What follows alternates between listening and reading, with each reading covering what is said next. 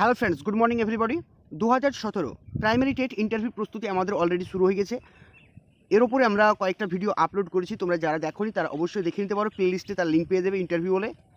তো আজকে যে টপিকগুলো আমরা শুরু করেছি, যে সিরিজ, সেখানে হচ্ছে কি রাজ্য সরকার এবং কেন্দ্র সরকারের যে শিক্ষা রিলেটেড যে স্কিমগুলো রয়েছে সেগুলো নিয়ে আজকে আমরা আলোচনা করব। Mid day meal scheme. তো মিড ডে মিল স্কিম থেকে যেগুলো তোমাদেরকে মনে রাখতে হবে সেই তথ্যগুলো নিয়ে সংক্ষিপ্ত আকারে করবো আমরা, এবং তোমরা খাতায় নোট ডাউন করবে। এবং যাদের পিডিএফের প্রয়োজন তারা অবশ্যই তোমরা আমাকে ভিডিও ডেসক্রিপশনে দেখবে হোয়াটসঅ্যাপ নাম্বার দেওয়া থাকবে, এবং আমাদের হোয়াটসঅ্যাপ গ্রুপের লিঙ্ক দেওয়া থাকবে, সেখানে গিয়ে তোমরা জয়েন হতে পারো। দেখো, মিড ডে মিল স্কিম থেকে যেগুলো মনে রাখবো, ভারত সরকার 1995 সালে, সালটা মনে রাখবে কবে, 1995 সালে মানে জাতীয় পুষ্টি সহায়তা প্রকল্প অর্থাৎ মিড ডে মিল প্রকল্পটি চালু করেছেন। তাহলে ভারতীয় মিড ডে মিল প্রকল্পটি কবে চালু করা হয়েছিল? 1995 সালে। ঠিক আছে, এই বিলটি পাস করা হয় 1995 সালে। মিড ডে মিল বিলটি কিন্তু পাস করা হয়েছিল ভারত সরকার দ্বারা 1995 সালে। কিন্তু দেখো, 1995 সালে কিন্তু যখন চালু করা হলো তখন কিন্তু আমাদের পশ্চিমবঙ্গে এটা কিন্তু ইমপ্লিমেন্ট করা হয়নি। হয়েছে কি? হয়নি। তো কী করা হলো, তখন কিন্তু আমাদের টাইমে কি করা হতো, যে স্কুলে কিন্তু মিড ডে মিল দেওয়া হতো না। দেখবে মানে মাসে একদিন হয়তো চাল দেওয়া হতো, বস্তায় করে আমরা বস্তা নিয়ে যেতাম, সেখানে কিন্তু চাল দিত। তারপরে সুপ্রিম কোর্টের অর্ডার দিল, না, এটা প্রত্যেকটি রাজ্যকে পালন করতে হবে এই মিড ডে মিল, অর্থাৎ বাচ্চাদেরকে স্কুলে কিন্তু দুপুরে খাবার দিতে হবে। তাই 2003 সালে মিড ডে মিল স্কিম চালু হলো আমাদের পশ্চিমবঙ্গে। কবে? 2003 সালে। সালটা মনে রাখবে, যে তোমাদেরকে ইন্টারভিউ জিজ্ঞেস করতে পারে পশ্চিমবঙ্গে মিড ডে মিল কবে চালু হয়েছে, 2003 সালে। এবং আমাদের ভারতে এই বিলটি পাস করা হয়েছে 1995 সালে। প্রথম চালু হয় কবে? প্রথম মিড ডে মিল বাস্তবায়িত হয় কোথায়? তামিলনাড়ু, চেন্নাই, তামিলনাড়ু, গুজরাট, এগুলো চালু হয়। কবে ইমপ্লিমেন্ট করা হয়েছিল?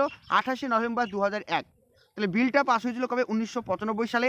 আর প্রথম চালু হয়েছিল ভারতবর্ষে তামিলনাড়ুতে 2001 সালে। আমাদের পশ্চিমবঙ্গে চালু হয় কোথায়? 2003 সালে কিন্তু পশ্চিমবঙ্গে চালু হয়।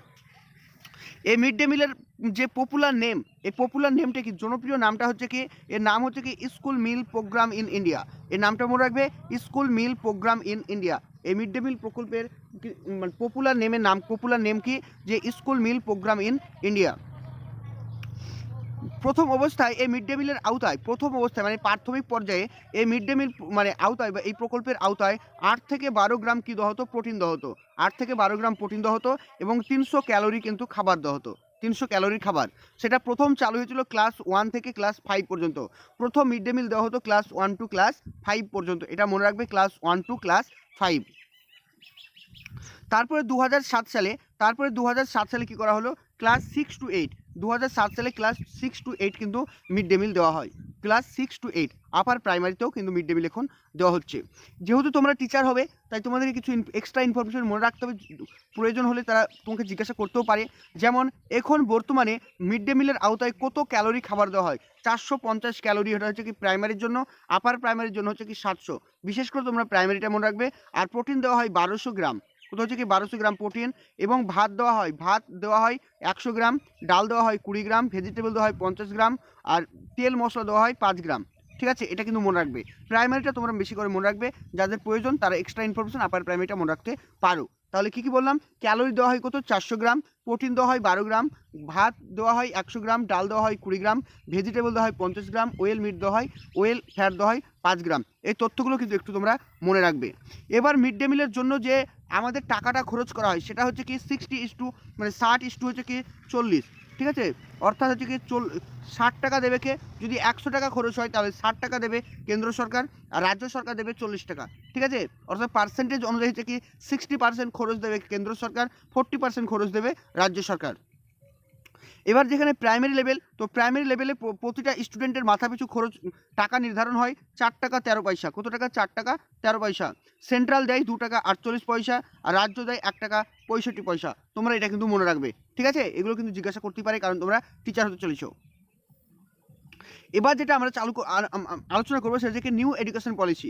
2020 সালে যে নতুন জাতীয় শিক্ষানীতি বাস্তবায়িত হয়েছে, মানে বিল পাস করা হয়েছে, সেই শিক্ষানীতি সম্পর্কে জানবো। এই শিক্ষানীতিটা থেকেও প্রশ্ন তোমাদেরকে ইন্টারভিউ জিজ্ঞেস করতে পারে। যেমন হচ্ছে কি এই শিক্ষানীতিটা কে প্রয়োগ করেছেন? এই শিক্ষানীতিটি প্রয়োগ করেছেন সি কাস্তুরী রঞ্জন কমিটি বা সি কাস্তুরী রঞ্জন সমিতি। এই যে সমিতিটার নাম তোমরা মনে রাখবে, সি কাস্তুরী রঞ্জন সমিতি এই নিউ এডুকেশন পলিসি বা নতুন জাতীয় শিক্ষানীতি কী করেছেন? খসড়া তৈরি করেছেন। যার চেয়ারম্যান, এই নতুন এডুকেশন পলিসির চেয়ারম্যানকে ডক্টর কাস্তুরী রঞ্জন। খুব ইম্পর্টেন্ট, ডক্টর কাস্তুরী রঞ্জন। এই নিউ এডুকেশন পলিসিতে কত টাকা খরচা করা হবে? নিউ এডুকেশন পলিসিতে ভারতের যতটা জিডিপি মানে আয় করা হবে তার 6% কিন্তু খরচ করা হবে। নিউ এডুকেশন পলিসিতে ভারতের 6% খরচ করা হবে। এখন বর্তমানে 4% খরচ করা হয়। 4%-এর একটু বেশি খরচ করা, অত পয়েন্ট দিয়ে মনে রাখার প্রয়োজন নেই, তোমরা রাউন্ড ফিগারে বলবে, মানে অ্যারাউন্ড 4%। কিন্তু নিউ এডুকেশন পলিসিতে 6% খরচ করার কথা বলা হয়েছে। এই নিউ এডুকেশন পলিসিতে একটা মিনিস্ট্রির নাম চেঞ্জ করা হয়েছে, সেটার নাম তোমরা বলতে পারবে? এভাবে জিজ্ঞাসা করতে পারি। তখন বলবে হিউম্যান রিসোর্স ডেভেলপমেন্ট যে একটা মিনিস্ট্রি ছিল সেটাকে চেঞ্জ করে রাখা হয়েছে এডুকেশন মিনিস্ট্রি। ঠিক আছে, আগে কিন্তু এডুকেশন মিনিস্ট্রি ছিল না, হিউম্যান রিসোর্স ডেভেলপমেন্ট নামে একটা মিনিস্ট্রি ছিল, সেটাই কিন্তু এডুকেশন ডিপার্টমেন্টকে দেখাশোনা করতো। এখন সেটা নাম চেঞ্জ হয়ে গেছে এডুকেশন মিনিস্ট্রি। এবার হচ্ছে কি নতুন এডুকেশন পলিসিতে বা জাতীয় শিক্ষা নীতিতে যে প্যাটার্নটা ফলো করা হবে বলা হয়েছে, সেই প্যাটার্নটা কি বলতে পারবে? এভাবে জিজ্ঞাসা করতে পারি। তখন বলবে হ্যাঁ, 5+3+3 4 এই প্যাটার্নটি ফলো করা হয়। তোমাদেরকে জিজ্ঞাসা করতে পারে এই প্যাটার্নটির সংক্ষিপ্ত বিবরণ দাও, তোমাদেরকে কিন্তু সংক্ষিপ্ত বিবরণ কিন্তু দিতে হবে, এটা আমি পরে কিন্তু তোমাদেরকে বলে দিচ্ছি। তারপর বলা হয়েছে নতুন শিক্ষানীতিতে মাদার টাং অর্থাৎ প্রত্যেকটা শিশুকে তার মাতৃভাষা অনুযায়ী শিক্ষা দিতে হবে ক্লাস 5 পর্যন্ত। ক্লাস 5 পর্যন্ত প্রত্যেকটা শিশুকে মাতৃভাষাতে শিক্ষা দিতে হবে। এবং বলা হয়েছে এই নতুন শিক্ষা পদ্ধতিতে মাধ্যমিক পরীক্ষা কিন্তু উঠে যাবে, মাধ্যমিক পরীক্ষা কিন্তু থাকবে না। তাহলে প্রশ্ন জিজ্ঞেস করতে পারি নতুন শিক্ষানীতি যদি বাস্তবায়িত হয় তাহলে কোন বোর্ডের এক্সামটি উঠে যাবে? তখন তোমরা বলবে মাধ্যমিক পরীক্ষা উঠে যাবে। নিউ এডুকেশন পলিসি প্রথম তৈরি হয় কবে? নিউ এডুকেশন পলিসি প্রথম তৈরি হয় 1986 সালে। কবে? 1986 সালে। তাহলে ন্যাশনাল এডুকেশন পলিসি যদি বলে যে ন্যাশনাল এডুকেশন পলিসি, তাহলে হবে কি 1968। কবে? 1968। আর নিউ এডুকেশন পলিসি হলে বা নিপ, যেটাকে বলছে নিপ বা নিউ এডুকেশন পলিসি বা ন্যাশনাল এডুকেশন পলিসি, এটা হচ্ছে কবে? 1986। তারপরে কবে হয়েছে? 2020। মানে এখনো পর্যন্ত এডুকেশন পলিসি ভারতবর্ষে 3বার এসছে। কতবার? 3বার এসেছে। আফটার 34 বছর পর কিন্তু এটা চেঞ্জ হলো। কারণ কি প্রথম নতুন এডুকেশন পলিসি এসেছিল কবে? নতুন এডুকেশন পলিসি ছিল 1986 সালে। 1986 সালে। এবার হয়েছে কি 2000 সালে, 2020 সালে। এটা যদি বিয়োগ করো, এটা বিয়োগফল হবে 34। মানে 34 বছর পর কিন্তু শিক্ষা পদ্ধতি কিন্তু আমাদের দেশে চেঞ্জ হতে চলেছে। এখনো পর্যন্ত 3বার কিন্তু এসেছে। সালগুলো কি? 1968, 1986 আর 2020। এই সালগুলো মনে রাখবে, 2020। ঠিক আছে, এই নতুন শিক্ষা পদ্ধতি বা নতুন শিক্ষা প্রণালী যদি বাস্তবায়িত হয় কোন মানে ডিগ্রিটা উঠে যাবে বলে তুমি মনে করো? জিজ্ঞাসা করতে পারে, তখন তুমি বলবে এমফিল। এই এমফিল কোর্সটা কিন্তু পুরোপুরিভাবে উঠে যাবে। এডুকেশন শব্দটি এসেছে ল্যাটিন শব্দ থেকে, এটা মনে রাখবে, এটাও জিজ্ঞাসা করতে পারে। তারপরে এডুকেশন মিনিস্টারকে, এখন আমাদের বর্তমানে এডুকেশন মিনিস্টার হচ্ছে কি ধর্মেন্দ্র প্রধান। কিরাম? ধর্মেন্দ্র প্রধান।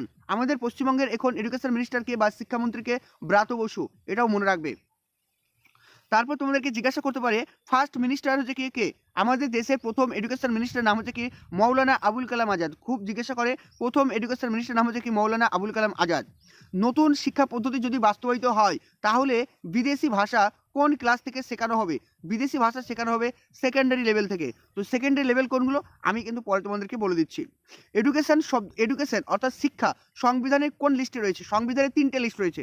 একটাকে বলা হয় কেন্দ্রীয় সরকারীয় লিস্ট, একটাকে বলা হয় রাজ্য সরকার লিস্ট, আর একটাকে বলা হয় কি যুগ্ম তালিকা। অর্থাৎ কেন্দ্র সরকারও আছে, রাজ্য সরকারে আছে। এডুকেশনটা হচ্ছে কি কেন্দ্র ও রাজ্য উভয়ের আছে, অর্থাৎ এটাকে বলা হয় কনকারেন্ট লিস্ট, যেটাকে বাংলায় বলা হয় যুগ্ম তালিকা। এবার দেখো এই যে প্যাটার্ন 5+3+3+4, এই প্যাটার্নটাকে আমরা বিস্তারিত আলোচনা করব।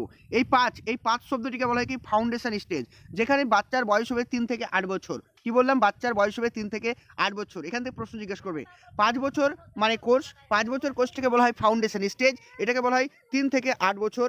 3 থেকে 8 বছর মানেটা কি? 3 থেকে 8 বছর মানে এই 5টাকে ভেঙে দাও এইভাবে, 3 বছর প্লাস 2 বছর। এই 5টাকে ভাঙলে আমরা পাবো 3 বছর প্লাস 2 বছর। 3 বছর হচ্ছে কি প্রি প্রাইমারি, অর্থাৎ কেজি ওয়ানে যারা পড়ে, নার্সারি বিদ্যালয়ে পড়ে, 3 বছর সেখানে পড়বে। মানে 3 থেকে 6 বছর পড়বে কোথায়? নার্সারি বিদ্যালয়ে। ঠিক আছে, 6 বছর যখন একটা বাচ্চার বয়স হবে সে তখন ক্লাস 1-এ ভর্তি হবে। ক্লাস 1-এ ভর্তি হয়ে কবে? 6 বছর বয়সে। এবং ক্লাস 2 7 বছর, অর্থাৎ 7 বছর পর্যন্ত ক্লাস 2-এ পড়বে। এই যে তাহলে কি বললাম, নার্সারি বিদ্যালয় থেকে ক্লাস 2 পর্যন্ত এটাকে বলা হয় কি ফাউন্ডেশন স্টেজ।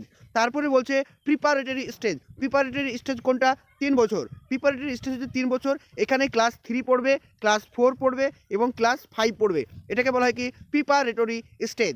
এটা 8 থেকে 11 বছর বয়স।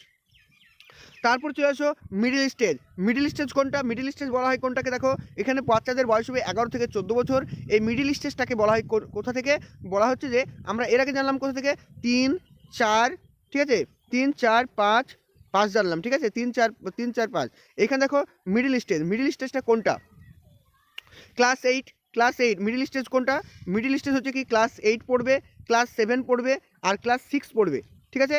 ক্লাস 8 7 6 এই তিনটে স্টেজ হচ্ছে কি মিডিল স্টেজ, ওকে। আর সেকেন্ডারি স্টেজ কোনটা? যেটার বয়স থাকতে হবে বাচ্চাদের 14 থেকে 18 বছর, এটাকে বলা হয় সেকেন্ডারি স্টেজ। এটা হচ্ছে কত? এটার স্টেজটা মনে রাখো, এখানে থাকছে ক্লাস 9, ক্লাস 10, ক্লাস 11 এবং ক্লাস 12। এই 4টে বছর পড়ছে কোথায়? যে সেকেন্ডারি স্টেজ। তো এই ছিল আজকের আমাদের দুটো প্রজেক্ট নিয়ে কথা। আশা করছি তোমাদের অনেকটা হেল্পফুল হবে। অবশ্যই ভালো লাগলে ভিডিওগুলো লাইক তো করবেই, কারণ তোমাদের লাইক আমাকে ইন্সপিরেশন যোগায় এবং তোমাদের জন্য আরও নতুন নতুন ভিডিও আনতে আমি আগ্রহী হই। তো অবশ্যই বন্ধুরা, এই ভিডিওটি ভালো লাগলে অবশ্যই ফেসবুকে শেয়ার করবে এবং তোমাদের হোয়াটসঅ্যাপের বিভিন্ন গ্রুপেও শেয়ার করতে যেন ভুলো না। Thank you for watching.